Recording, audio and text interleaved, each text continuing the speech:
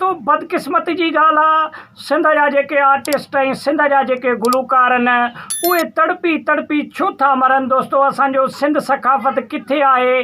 अॼोके वीडियो में ॻाल्हि कंदासीं रज्जू भट्ट जे रज्जू मलिक जे बारे में, जेको सिंध जो हिकु बहितरीनु डायरेक्टर बि आहे ऐं उन खां अलावा उन जूं खोड़ सारा ड्रामा जेको आहे सो रिलीज़ थियल आहिनि।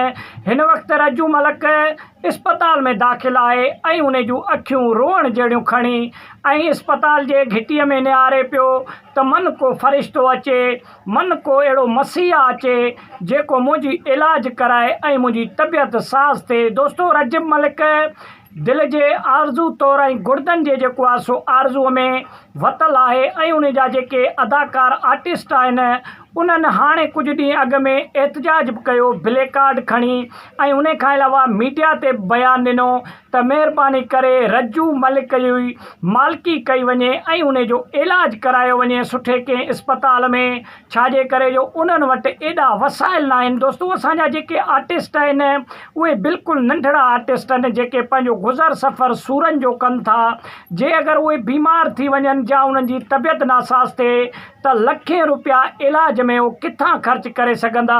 असां पंहिंजे चैनल जे तवसल सां रिक्वेस्ट था कयूं त सिंध सकाफ़त खाते खे त महिरबानी करे आर्टिस्टनि जी जेको आहे सो मालिकी कई वञे ऐं इन्हनि जो सुठे कंहिं इस्पताल में इलाजु करायो वञे। दोस्तो रज्जू जेको आहे सो हिकु बहितरीनु सिंध जो आर्टिस्ट आहे ऐं उन खां अलावा उहो डायरेक्टर बि आहे। पाण फिल्मूं ऐं ड्रामा खोड़ सारा उन लिखिया आहिनि जेके सिंध टीवीअ ते ऐं केटिन ते रिलीज़ थिया ऐं सिंध वासियुनि खे तमामु घणा मक़बूल बि आहिनि। दोस्तो रज्जू मलिक हिकु बहितरीनु जेको आहे सो अदाकार आहे ऐं उन जी महिरबानी करे मालिकी कई वञे ऐं उन खे इन मुसीबत मां ऐं इन मर्ज़ मां छुटकारो ॾियारियो वञे। दोस्तो असांजा सिंध जा खोड़ सारा बहितरीनु आर्टिस्ट ईअं चिचलाए जेको आहे सो हिन दुनिया मां लाॾाणो करे विया ऐं उन्हनि जो जेको आहे सो कुझु न कुझु मालिकी जी अगरि कई वञे त पोइ बि कुझु न कुझु उन्हनि खे राहत मिली थो सघे। त वॾी महिरबानी दोस्तो वीडियो खे शेयर ऐं लाइक कयो, वॾी महिरबानी।